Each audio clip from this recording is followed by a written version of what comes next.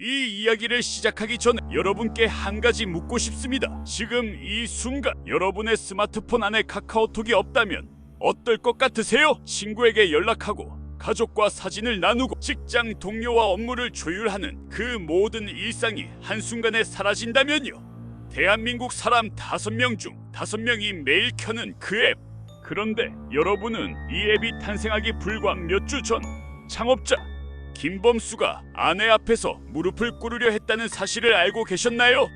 오늘 제가 들려드릴 이야기는 단순한 성공 신화가 아닙니다. 1,000억 원대 자산가가 전 재산을 날리고 직원 월급도 못 주는 폐업 직전의 남자로 추락하는 이야기입니다. 그리고 그 남자를 다시 일으켜 세운 것이 투자자도 기술도 운도 아니었다는 이야기입니다. 그것은 단 한 사람의 단 한마디였습니다. 자, 시간을 되돌려 보겠습니다. 1996년 대한민국 서울 29살의 김범수는 삼성 SDS라는 당시 대한민국 최고의 직장 중 하나에 다니고 있었습니다. 안정적인 월급, 탄탄한 커리어, 누가 봐도 부러워할 만한 인생 궤도. 그런데 이 남자는 그걸 박차고 나옵니다. 주변에서 미쳤다고 했습니다. 가족들은 말렸습니다. 아내는 놀랐지만 아무 말도 하지 않았습니다. 그때는 그냥 믿었다고 합니다. 남편이 하고 싶다면 해야 하는 것이라고. 그렇게 시작한 것이 바로 한게임입니다. 지금 들으시면 맞다 싶으실 겁니다. 한게임 커뮤니케이션 온라인 게임 플랫폼. 당시로선 완전히 생소한 개념이었습니다. 인터넷이라는 것 자체가 아직 낯설던 시대에 김범수는 사람들이 온라인으로 게임을 함께 즐길 것이라고 확신했습니다. 아무도 믿지 않는 확신, 그게 창업자의 숙명이죠. 초창기는 처절했습니다. 사무실이라고 부르기도 민망한 작은 공간에서 몇 명 안 되는 팀원들과 밤을 새웠습니다. 투자자들은 문전박대했습니다. 사업계획서를 들고 찾아가면 고개를 젓는 사람들. 돈이 없으니 서버도 제대로 못 갖추고 게임이 터지면 사이트가 다운됐습니다. 그런데 희한한 일이 벌어집니다. 사람들이 왔습니다. 아무도 모르는 사이트에 입소문만으로 사람들이 몰려들기 시작한 겁니다. 2000년 한게임은 NHN이라는 회사와 합병하며 코스닥에 상장합니다. 그리고 김범수는 단숨에 수천억 원대 자산가가 됩니다. 여기서 잠깐! 이쯤 되면 이야기가 끝나야 할 것 같죠? 성공, 상장, 부자, 해피엔딩! 그런데 이 남자의 이야기에서 진짜 드라마는 바로 여기서부터 시작됩니다.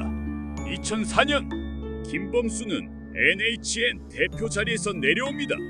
경영권 분쟁, 내부 갈등, 자세한 내막은 지금도 베일에 쌓여있지만 결과는 분명했습니다. 그가 만든 회사에서 그가 떠났습니다. 수천억 원의 자산이 있었지만 그에게 남은 건 돈이 아니었습니다.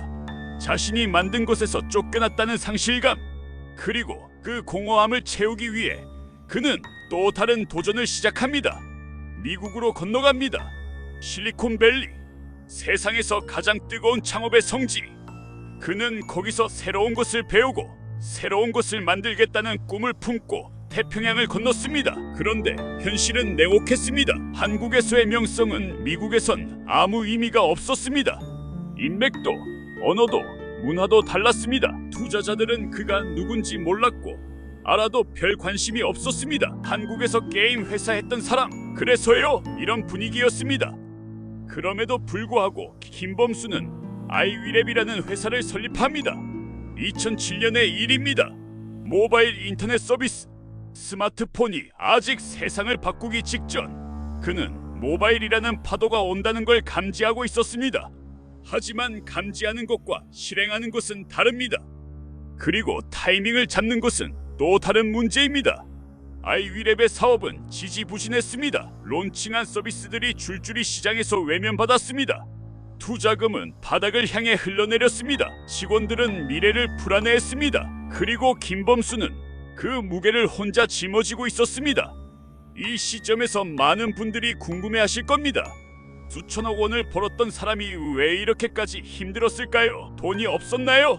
여기서 중요한 사실 하나를 말씀드려야 합니다. 한게임 이후 그는 많은 재산을 사회에 환원했고 또 새로운 도전에 쏟아부었습니다. 게다가 미국에서의 생활비, 팀 운영비, 서버 비용, 돈은 생각보다 빠르게 줄어들었습니다. 그리고 2009년 말 글로벌 금융위기의 여파가 세상을 강타했을 때 아이위랩의 상황은 절체절명의 위기를 맞이합니다. 직원들 월급이 밀리기 시작했습니다. 이 한 문장이 얼마나 무거운지 창업을 해보신 분들은 아실 겁니다. 내 월급이 아닙니다. 나를 믿고 따라온 사람들의 월급. 그 사람들에게는 각자의 가족이 있고 생활이 있고 꿈이 있습니다. 그 꿈에 금이 가는 소리를 들으면서 김범수는 매일 밤 잠을 이루지 못했다고 합니다. 어느 날 밤이었습니다. 정확한 날짜는 알려지지 않았습니다. 하지만 그날의 공기는 기억됩니다. 서울과 미국을 오가며 동분서주하던 그가 오랜만에 아내와 마주 앉았습니다. 창업을 시작할 때부터, 한 게임을 키울 때부터, NHN에서 나올 때부터 단 한 번도 흔들리지 않고 옆에 있었던 그 사람. 아내는 그날도 평소처럼 밥을 차려놓고 마주 앉았습니다. 김범수는 밥을 먹지 못했습니다. 숟가락을 들었다가 내려놓았습니다. 그리고 천천히 입을 열었습니다. 여보, 나 이제 그만할까? 이 한마디를 꺼내는데 얼마나 오랜 시간이 걸렸을까요? 성공한 창업자, 수천억 원을 만든 남자, 그가 아내 앞에서 그만두겠다는 말을 꺼낸 순간 그것은 단순한 폐업 선언이 아니었습니다. 그것은 무너짐이었습니다. 아내가 밥상 너머로 그를 바라봤습니다. 남편의 눈에 무엇이 있었는지 그녀는 단번에 읽었을 겁니다. 지침, 두려움, 그리고 그 두려움을 들킨 것에 대한 수치심. 그 복잡한 감정들이 한 남자의 눈 안에 뒤섞여 있었겠죠. 잠시의 침묵이 흘렀습니다. 그리고 아내가 말했습니다. 당신이 하고 싶은 거 해. 우리는 괜찮아. 다섯 글자. 아니, 어쩌면 더 짧은 한마디. 그런데 그 말이 무너지던 남자를 다시 세웠습니다. 여러분 생각해 보십시오. 통장이 비어가고 직원 월급도 밀리고 사업 전망도 불투명한 상황에서 당신이 하고 싶은 거 해. 이 말을 할 수 있는 사람이 얼마나 될까요?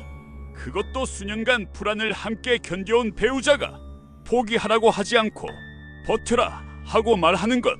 이건 용기입니다. 남편만의 용기가 아니라 아내의 용기입니다.